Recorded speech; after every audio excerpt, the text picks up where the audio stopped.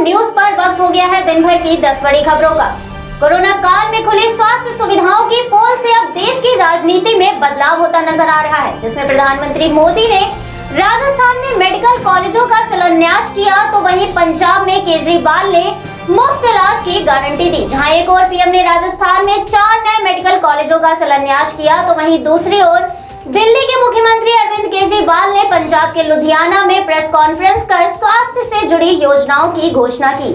आगामी चुनाव को देखते हुए राजनीति में गर्मागर्मी शुरू हो गई है, जिसके चलते ही स्वास्थ्य सुविधाओं पर भी खासा ध्यान दिया जा रहा है।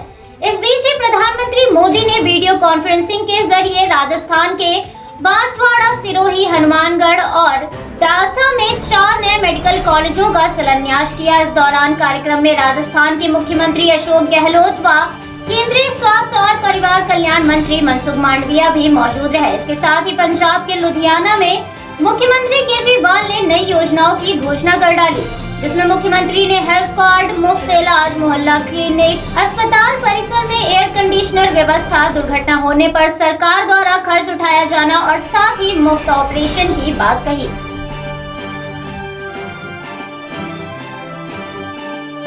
पंजाब के पूर्व मुख्यमंत्री कैप्टन अमरिंदर सिंह ने भाजपा में शामिल होने की अटकलों पर विराम लगा दिया है।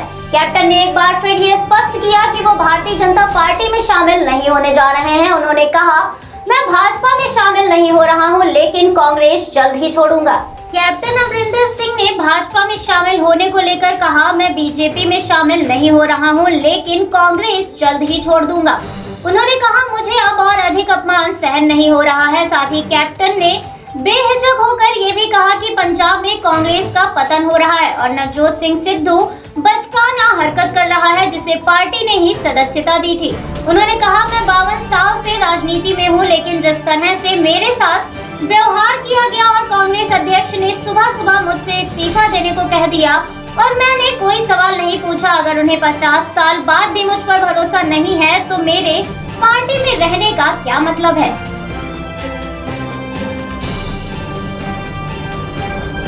भारत और चीन के बीच सीमा पर तब तक घटनाएं होती रहेंगी जब तक दोनों देशों के बीच सीमा समझौता नहीं हो जाता। सेना प्रमुख ने ये बात PhD chamber of commerce and industry में एक सभा को संबोधित करते हुए कहा और साथ ही उन्होंने बताया, अफगानिस्तान में हाल ही में हुए घटनाक्रम पर भारतीय सेना अपनी नजर बनाए हुए है। सेना प्रमुख ने कहा, अफगानिस्तान की स्थिति को देखते हुए हमारी सेना रणनीति तैयार कर रही है। उन्होंने चीन पर चर्चा करते हुए कहा, भारत का चीन के साथ अभी भी सीमा विवाद जारी है और हम किसी भी तरह के दुस्साहस का सामना करने के लिए पूरी तरह से तैयार हैं, जिसमें यह भी हो सकता है कि हमने जिस तरह से अतीत में सामना किया है उसी तरह से भविष्य में भी इसका सामना करें। उन्होंने कहा कि दोनों देशों को सीमा पर शांति बनाए रखने के लिए एक मजबूत प्रयास करना चाहिए ताकि ये सीमा विवाद खत्म हो सके। सेना प्रमुख ने अपने संबोधन के दौरान अफगानिस्तान, जम्मू कश्मीर, पैंगोंग झील आदि मुद्दों पर भी चर्चा की।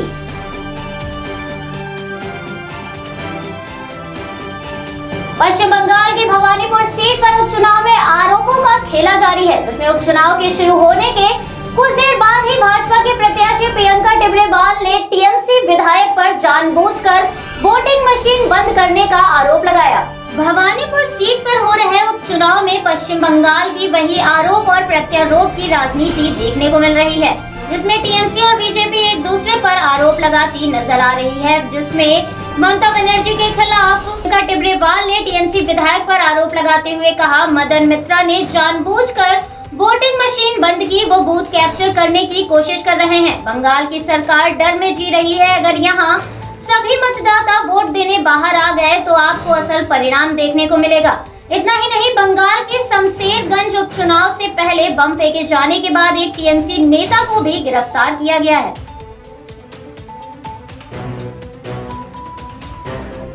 चक्रवाती तूफान गुलाब के कारण कई राज्यों में मध्यम से तेज बारिश का असर देखा जा सकता है, जिसे लेकर मौसम विभाग ने राष्ट्रीय राजधानी दिल्ली समेत कई अन्य राज्यों में भारी बारिश होने की संभावना जताई है और साथ ही कई जगहों पर येलो अलर्ट भी जारी किया गया है। मौसम विभाग ने दिल्ली एनसीआर में 2 अक्टूबर तक मध्यम से तेज बारिश होने के आसार जताए हैं और साथ ही मौसम विभाग में महाराष्ट्र कोंकण के लिए येलो अलर्ट भी जारी किया गया है, जिसके मुताबिक मध्य महाराष्ट्र और कोंकण में तेज बारिश होने की संभावना है। इसके साथ ही भारतीय मौसम विज्ञान विभाग ने गुजरात, उत्तरी कोंकण, उत्तर मध्य महाराष्ट्र, मराठवाड़ा में तेज बारिश की संभावना जताते हुए महाराष्ट्र के कई इलाकों के लिए येलो अलर्ट जारी किया है, जिसमें मौसम विभाग के अनुसार बिजली, तेज हवाओं और गरज के साथ अलग अलग स्थानों पर भारी बारिश हो सकती है।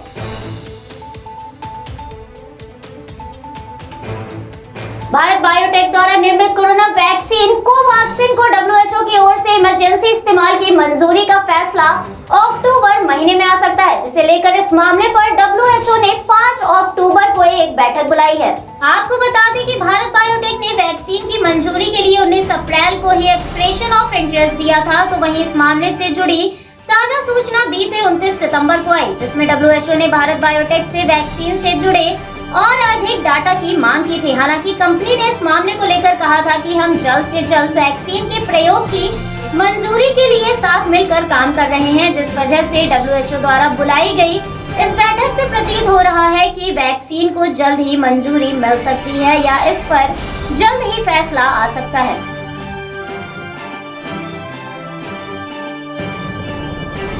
संयुक्त राष्ट्र महासभा के उच्च स्तरीय सत्र को संबोधित करते हुए विश्व के कई नेताओं ने भारत को कोविड-19 टीकों के जरिए कोरोना महामारी से निपटने में मदद के लिए धन्यवाद किया और साथ ही कई अन्य देशों का भी आभार जताया। संयुक्त राष्ट्र महासभा में सूरीनाम के राष्ट्रपति चंद्रिका प्रसाद संतोषी ने कहा, उन देशों और संगठनों को शुक्रिया जिन्होंने एकजुटता दिखाई और इस महामारी के खिलाफ लड़ाई में मेरे देश और लोगों को प्रारंभिक चरण में बहुमूल्य समर्थन दिया। इसके अलावा सेंट लूसिया के प्रधानमंत्री, सेंट विंसेंट और ग्रेनेडाइंस के प्रधानमंत्री और साथ ही घाना के राष्ट्रपति ने भी भारत सरकार को धन्यवाद दिया। इसके साथ ही पड़ोसी देश नेपाल और भूटान ने भी भारत द्वारा दी गई मदद को लेकर आभार जताया और कहा, भारत से हमें बिना किसी शर्त के सहयोग मिला।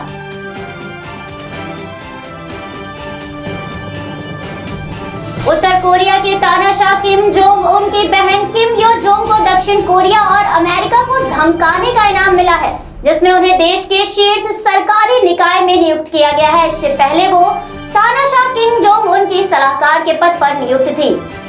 बता दें कि तानाशाह किम जोंग उन की बहन को उत्तर कोरिया की स्टेट अफेयर्स कमीशन का प्रमुख बनाया गया है, जिसे लेकर देश की रबर स्टैम्प संसद सुप्रीम पीपल्स असेंबली ने भी उनको नियुक्ति को लेकर मंजूरी दे दी है।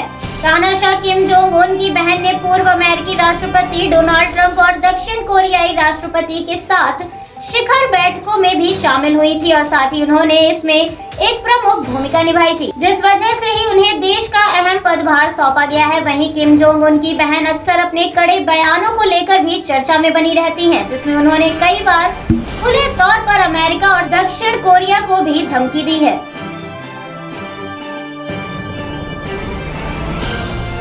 तालिबान ने अमेरिका को अफगानिस्तान के वायु क्षेत्र में ड्रोन के जरिए घुसपैठ करने को लेकर चेतावनी देते हुए तालिबान के प्रवक्ता जबीहुल्लाह मुजाहिद ने अपने आधिकारिक ट्विटर हैंडल पर ट्वीट करते हुए परिणाम भुगतने की चेतावनी दी है। तालिबान के प्रवक्ता ने कहा, अमेरिका ने अफगानिस्तान की सीमा में घुसपैठ करवा कर अंतर्राष्ट्रीय कानूनों के साथ साथ तालिबान से कतर के दोहा में किए गए समझौते का भी उल्लंघन किया है। ऐसे कदम हमारी राष्ट्रीय सुरक्षा के लिए खतरा है और हम अनुरोध करते हैं अमेरिका इस तरह की हरकत के नकारात्मक परिणामों से बचने के लिए अपनी जिम्मेदारी को समझे और अफगानिस्तान के अधिकारों, कानूनों और अंतर्राष्ट्रीय समझौतों का सम्मान करे।